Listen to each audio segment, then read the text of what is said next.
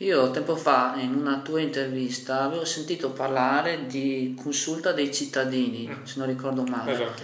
Però sì, per dire no, se non ho capito male, di coinvolgere maggiormente le popolazioni anche nelle infrazioni e la vita amministrativa del comune. Però io ho notato spesso, forse non farà testo, no? Che quando ci sono degli incontri, al di là diciamo della problematica come le centrali a biomasse, che quelle diciamo interessano proprio nel particolare le persone, quando ci sono anche incontri politici in campagna elettorale, no?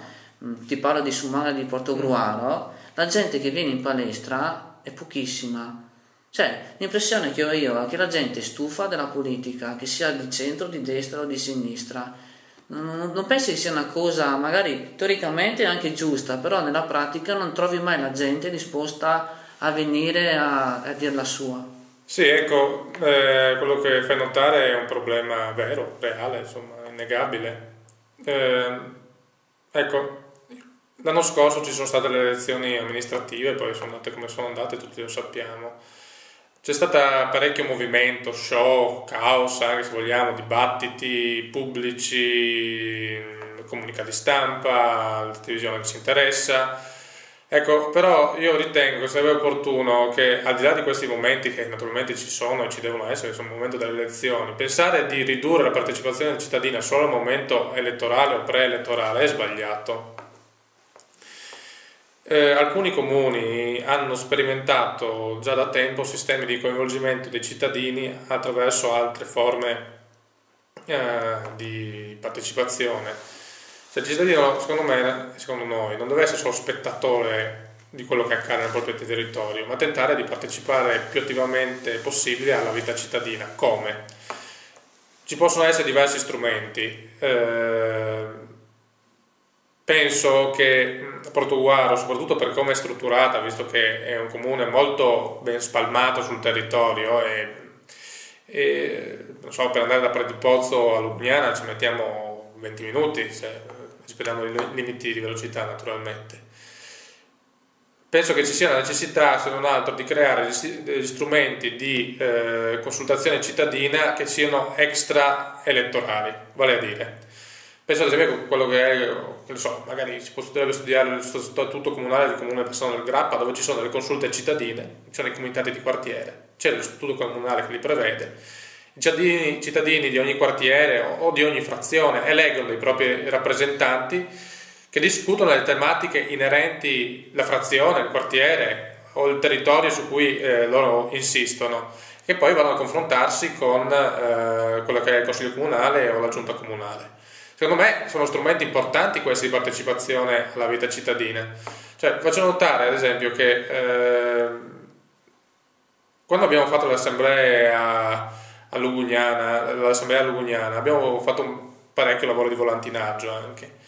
E molta gente non sapeva di quello che stava per accadere, di cosa si sarebbe deciso sul proprio territorio. Ecco, tentare di sviluppare nuovi momenti assembleari in cui il cittadino sia non solo spettatore ma realmente partecipi di quella che è la vita cittadina e la vita che le scelte che insistono sulla sua comunità sia necessario per non ridurre tutto allo show delle elezioni, perché se no io penso che si corre il rischio di far diventare le elezioni che stiamo per vivere solo un momento di scontro personalistico fra, che ne so, Tabaro e Bertoncello con la presenza di tre comprimari, e questo è sbagliato, cioè, secondo me.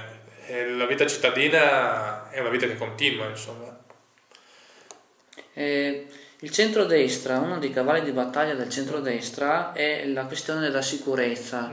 Per esempio, qui a Portoguaro ci sono stati due episodi piuttosto gravi. Uno è stato il furto in pieno centro, in pieno giorno, della gioielleria Sottili in Piazza della Repubblica. E qualche giorno fa un atto vandalico che ha spezzato, diciamo, ha rotto uno dei simboli, una delle gru appunto sul pozzo vicino al municipio. Ecco, io vorrei sapere qual è se ne avete una, la ricetta di Fondazione Comunista per limitare questi fenomeni. Ma vuol dire, c'è un fenomeno vandalico da un lato e lì penso che sia stata, su cui vada fatta, naturalmente mi auguro che gli inquirenti prendano chi è stato colpevole del tale atto.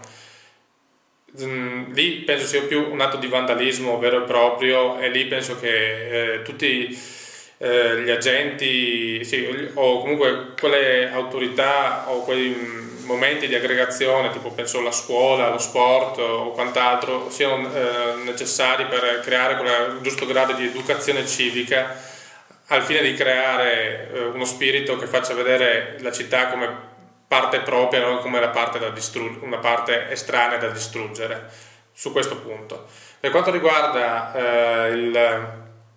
invece la rapina di cui mi hai fatto cenno, sì, naturalmente penso non ci siano ricette salvifiche, anche lì, lì è dotare le forze di polizia di strumenti atti a, diciamo, a colpire i colpevoli. Certo è che non vorrei che casi del genere venissero poi strumentalizzati al fine di creare, cioè, il fantasma del lupo cattivo sempre presente ad aggredire la persona o il territorio. Penso ad esempio un anno fa la campagna elettorale ha avuto, diciamo, il tormentone, quelle che erano le ronde, che poi sono state approvate da norme nazionali, però poi per quanto concerne l'applicazione pratica di questi strumenti, francamente mi pare si possa parlare apertamente di fallimento. Ecco allora che sì, su questi specifici temi naturalmente è giusto proseguire come ritengo quello che i due strumenti che ho illustrato, però ecco, l'importante secondo me è uscire dalla nebulosa del dibattito politico per, diciamo, fare in modo di concentrarci sui problemi in maniera concreta, insomma. Ma secondo te la videosorveglianza non potrebbe essere un mezzo per, non dico eliminare, ma per scoraggiare eventuali atti sia di vandalismo che di furti, così? Ma sì, cioè, ripeto, non vorrei creare però una società perennemente sotto l'occhio vigile di questo grande fratello che è la videosorveglianza. Ecco, secondo me si spaventa anche questo rischio. Scusa se ti interrompo, no? Io capisco il discorso del grande fratello che ti controlla, però in fin dei conti, se uno non fa, cioè un cittadino tra virgolette normale, non commette nessun reato, si fa una passeggiata a Portoguaro, no? Ed è filmato, no? Voglio dire, se questo serve a non so, documentare atti illegali, secondo me non vedo perché uno dovrebbe preoccuparsi tanto, più di tanto.